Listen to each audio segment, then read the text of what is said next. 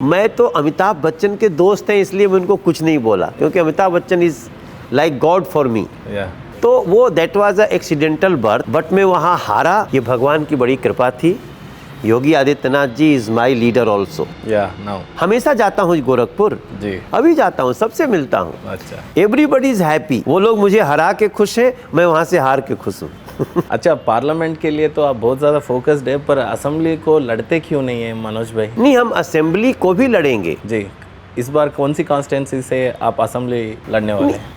ये तो हमारी पार्टी डिसाइड करेगी। अब तो मैं दिल्ली के किसी असेंबली से भी जाऊं तो हमको जिता देंगे लोग। दिल्ली के लोगों का बहुत प्यार है हमारे लिए जी। बट हम 2025 की असेंबली बीजेपी जरूर जीतेगी सर, क्योंकि अरविंद केजरीवाल ने दिल्ली को ऐसा धोखा दिया, ऐसा संकट में डाला है। दिल्ली गैस चेंबर नाम से जानी जाने लगी। It is not accepted and BJP will come surely. Manoj Tiwari ji, आपका इनसाइड के बारे में बात करेंगे अभी। इनसाइड दी मनोज तिवारी, एक ऐसी चीज़ हम सुने हैं जब अपना राष्ट्रपति रामनाथ कोविंद जी ने राष्ट्रपति बना ही नहीं, कोई एक छोटे वॉकिंग ट्रैक पे आप उनसे मिले, वो पूछे कि आपको लंच के लिए आने के लिए इनविटेशन किया था और उसके घर में छोटे बच्चे थे जो आपसे मिल के सेल्फी लेना था। ये क्या स्टोरी था? एक बार this is true. Actually that time Ramnath Kovind ji, जो मेरा पुराना घर था 159 नॉर्थ एवेन्यू, तो वो रहते थे 143 में। ही वॉज एक्स MP, तो वो किसी के गेस्ट अकोमोडेशन में रह रहे थे।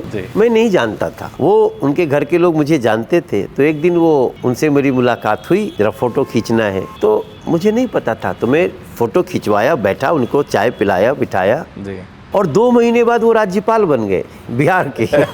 हमने कहा अरे यार, ये तो बहुत। तब पता चला कि वो पीछे बीजेपी के सांसद भी थे, बड़े लीडर थे, SC मोर्चा के अध्यक्ष थे जी। तो उन्होंने भी हमको बहुत प्यार दिया। जब उनको गुजरात के राज्यपाल बने, गवर्नर जी, तो he called me, Manoj ji मैं बिहार का राज्यपाल बन गया हूँ और शपथ में आपको आना है। I was so happy. फिर हम उनके पास जाते आते रहते थे। फिर पता चला एक दिन फ़ोन किए, मनोज जी मैं राष्ट्रपति। कुछ बीजेपी में कुछ भी हो सकता है। बीजेपी में एक कॉमन सदस्य को भी कोई बड़ा पद मिल सकता है। अब खुद राष्ट्रपति बन के कॉल किए या बनने वाला है बोल के कॉल किए थे रामनाथ कोविंद जी ने? जब किसी को नहीं पता था जी, तब उन्होंने मुझे बोला जी कि मैं आ रहा हूँ। तो रिसीव करने के लिए दिल्ली के लिए मैं गया। तब मैं दिल्ली का अध्यक्ष था जी, जाना तो जरूरी पड़ता, प्रोटोकॉल वो भी प्रोटोकॉल के हिसाब से भी था। He is full of affection जी। Ramnath Kovind ji is very big hearted person. Ramnath Kovind ji का जो बड़ा परिचय है ना, अभी देश को हुआ नहीं है जी। He is very big hearted person, very good spokesperson. हम उनके साथ मॉरिशस गए, उनके साथ मेडागास्कर गए। बहुत, जितना बड़ा उनका स्ट्रेचर राष्ट्रपति के रूप में दिखा है जी, उससे भी बड़ा आदमी है। मैं उनका हमेशा ये पक्ष में जान गया हूँ। मनोज तिवारी साहब, एक्चुअली आजकल बहुत सारे युवा पीढ़ियाँ पॉलिटिकली आगे आना चाहती है, बढ़ना चाहती है। आजकल बोलती कि युवा पीढ़ी देश के लिए बोलते हैं ना मार्गदर्शिता रहता बोल के, तो ऐसे लोग पॉलिटिकली आने के लिए पैसे होना पड़ता, बड़े लोगों के साथ लॉबी करना पड़ता, तभी पॉलिटिकली पॉसिबल है बोलते। मेरा मानना है कि ये ठीक नहीं है, ये सही नहीं है और ये ठीक भी नहीं है। ऐसा वो लोग कहते हैं जो लोग how to grow in politics उसका मूल अर्थ नहीं जानते हैं, तरीका नहीं जानते। देखिए,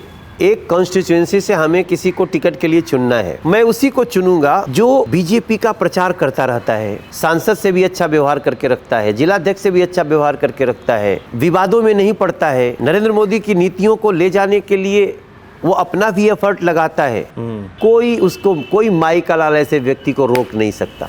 99%, 1% कई बार ऐसा होता है, आई एक्सेप्ट, कि कुछ लोग किसी व्यक्ति से दिल लगा लेते हैं, कार्यकर्ता से, और उसकी अयोग्यता के बावजूद भी टिकट दे देते हैं। ये बीजेपी में बहुत कम रह गया है, बहुत कम। बीजेपी में आपको सक्षम होना पड़ेगा, विवादहीन होना पड़ेगा, डिस्प्यूट लेस, तभी आप आगे जा सकते हैं। ये मेरा विश्वास बड़ा है। तिवारी साहब, इससे पहले आप क्रिकेट खेलते थे, मूवीज़ में थे, सब में थे, तो आज पॉलिटिकल भी है। पॉलिटिकल आने के लिए क्या कारण था, कैसा वो स्टेप आगे लिए थे आप? क्रिकेटर होना और स्टार होना जी, ये एंटरटेनमेंट के लिए ठीक है, अपने लिए ठीक है, हमारा घर बहुत खुशियाँ आती हैं, पैसे आते हैं। बल्कि वो टाइम पे आप भोजपुरी का मेगा स्टार कहे जाते थे जी। इतनी बड़ी लाइफ थी, इतना आदरण था और आप स्टारडम भी बहुत बड़ा हो चुका था। पॉलिटिकली लोग बोलते हैं कि कितने भी बड़े स्टार बन जाओ, बहुत सारा टाइम फैमिली को छोड़ के जाना पड़ता है, कि पीपल्स मैन बनना पड़ता आपको। फिर आप थोड़े धीरे धीरे फिल्म से दूर होने लगे, थोड़े थोड़े लोग से दूर होने लगे। पॉलिटिकली आप क्या हासिल किया अभी? हमने हासिल ये किया कि देश के 44 करोड़ लोग जो बैंक से नहीं जुड़े थे, वो बैंक से जोड़ दिया उनको नरेंद्र मोदी जी के साथ। जिनको हम यहाँ से, हमारे देश के एक प्रधानमंत्री होते थे राजीव गांधी जी, वो बोलते थे 100 रुपया भेजते हैं तो 15 रुपया पहुँचता है। हम यहाँ आकर के 100 रुपया भेजते हैं तो 100 रुपया पहुँचता है। नरेंद्र मोदी जी के साथ ऐसी व्यवस्था खड़ी कर दिया। हमारे आने से ये हुआ कि गरीबों को कोरोना जैसी महामारी में घर घर फ्री अनाज मिला। हम लोगों के आने से ये हुआ कि जिनके घर में कभी गैस चूल्हा नहीं देखा गया, उनके अंदर गैस चूल्हा जलने लगा। जो गरीब अपना घर नहीं बना सकता था, उसको सरकार ने घर बना के दिया। ये तो हम एक्टर और क्रिकेटर रह के कभी कुछ नहीं कर सकते थे sir. So I want to suggest for every superstar of India, Telugu superstar, Tamil superstar, Malayalam, Kannada, Bangla, Gujarati, Bhojpuri, Hindi, जो भी हो, आई वांट टू सजेस्ट कि प्लीज़ अपने सारे ऑरा में एक बार ज़रूर सोचना कि क्या देश के लिए भी कुछ ऐसा आप कंट्रीब्यूट कर रहे हो जो देश आपसे अपेक्षा करता है। मुझे वही एक कॉल आया था और मैं चल दिया। जीवन एक ही मिलता है। You have 100 years maximum, 75 to 85 is working if you are healthy, perfect. तो इतने में अगर कुछ समय इनकमिंग हो रही है तो थोड़ी समय आउट गोइंग होनी चाहिए। This is very important for मनुष्य। एक्सेलेंट। तो मैं खुश हूँ, बहुत खुश कुछ हूँ। हासिल कर लिया है। बहुत कुछ।